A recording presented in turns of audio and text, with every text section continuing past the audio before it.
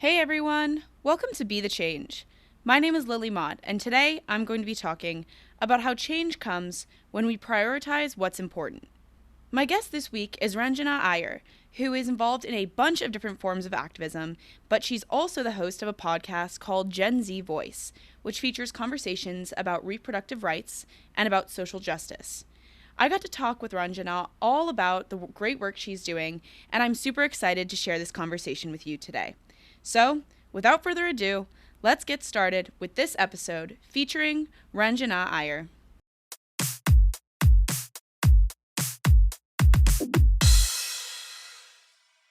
Just want to say hi, everyone. My name is Ranjana.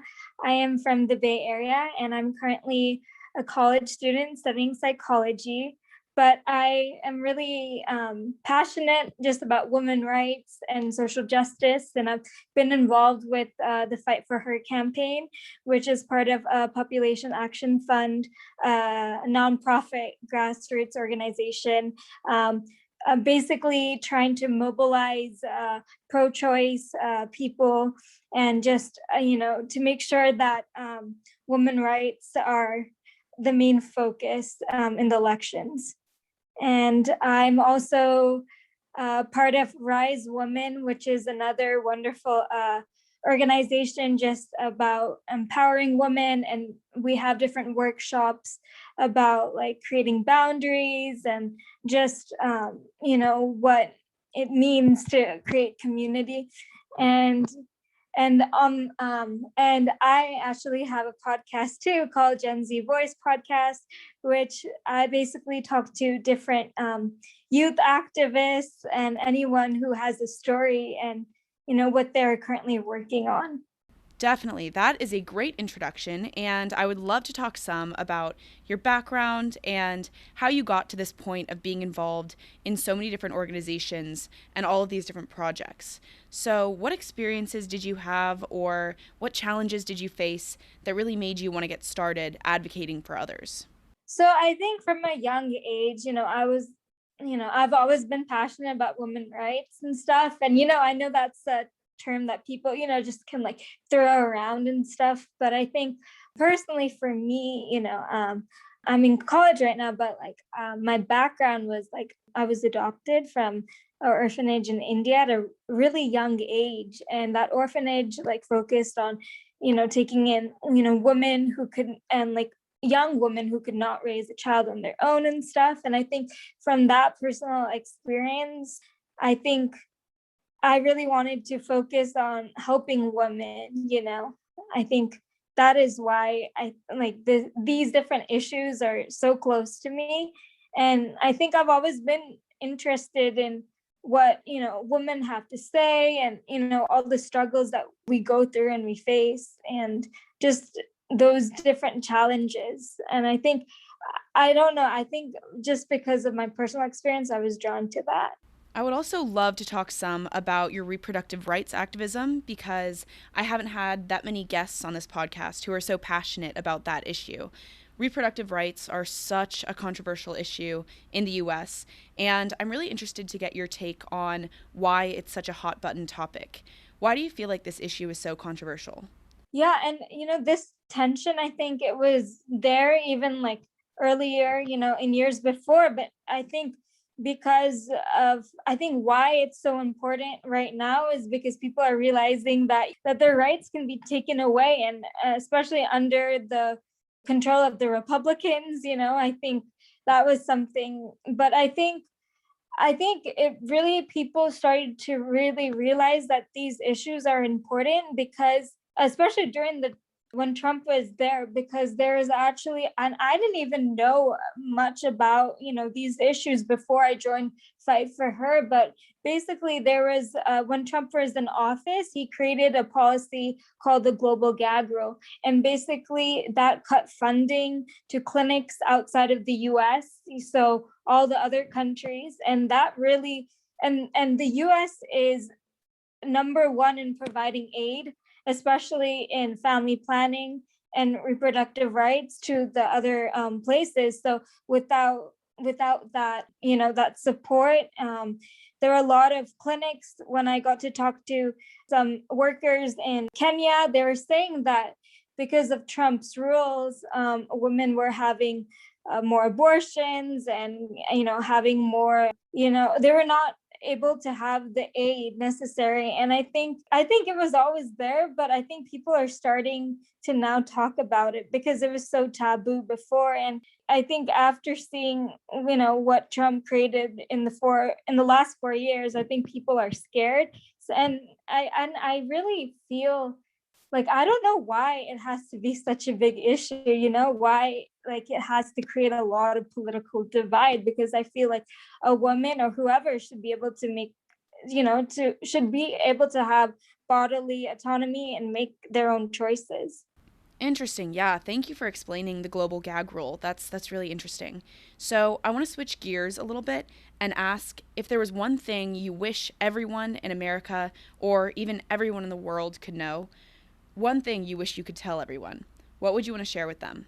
Yeah, I think I want, people to know that, it's so important that people have reproductive rights, because you can make your own choices. But not only that, it's like, when you make your own choices, like, it uplifts women all over. And it's really hard if the government takes away those rights, because in the end, it, does not help society as a whole. And I think that people need to know that all these other countries are suffering, and because of these policies that the Trump administration has put in previously. And I think if people are so focused on, oh, abortions are bad, they need to also look at, like, the challenges that are there in the foster care system and in the US, and how about those needs? Why are they not getting addressed? And yeah, I think it's a hard thing, because there's so many ways to think about it. But I think people need to know that without that funding, that it's not going to help anyone.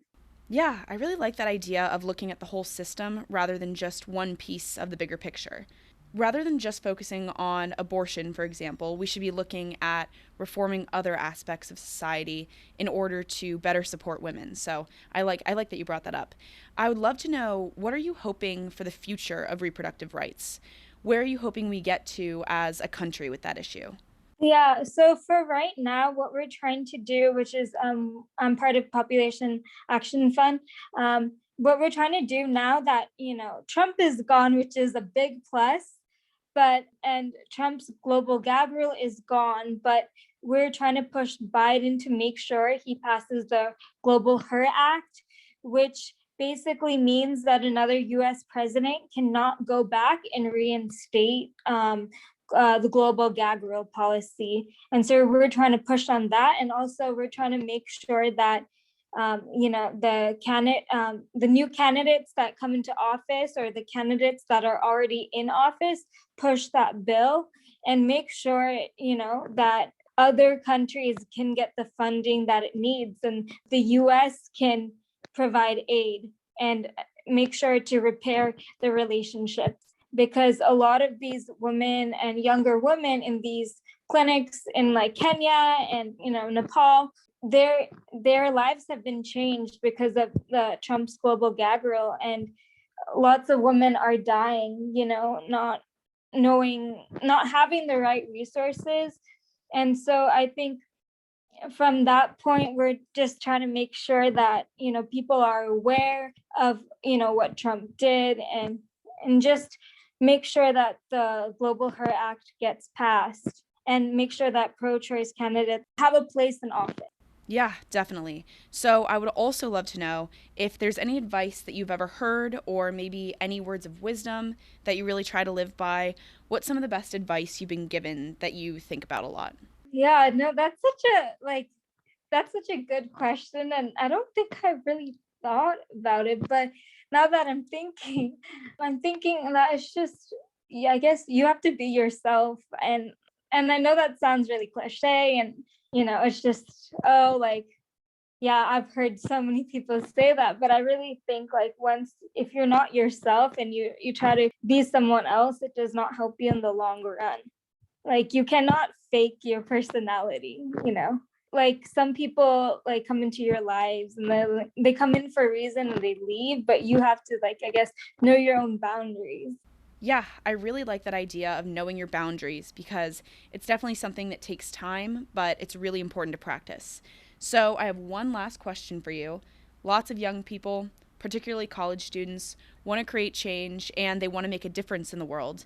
Do you have any advice for these young people who may just not know where to get started? I think first you have to start small, and especially with yourself. Who are you? Like, you have to like think about like what is important to you, and then when you realize like what hobbies or activities you're part of and what interests you, then I think you can, kind of find like a path or like an idea, and go from there. I think it's getting involved in like activities, or like if you're involved in like a nonprofit, I think it's just trying to find out like what you're good at. And I think it really just starts with like sitting down and asking yourself like what is important.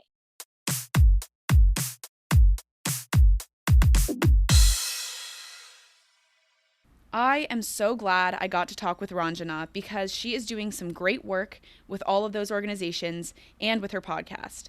I think she is a great example of someone who had a personal experience growing up that made her realize how important it is to advocate for others who may not have the same opportunities or resources that she's been able to have. She's advocating for issues that she has a personal connection to, and that makes her advocacy that much stronger. If there's one takeaway I had from that conversation, it would be that you should find what's important to you and pursue it, because change comes when we prioritize what's important.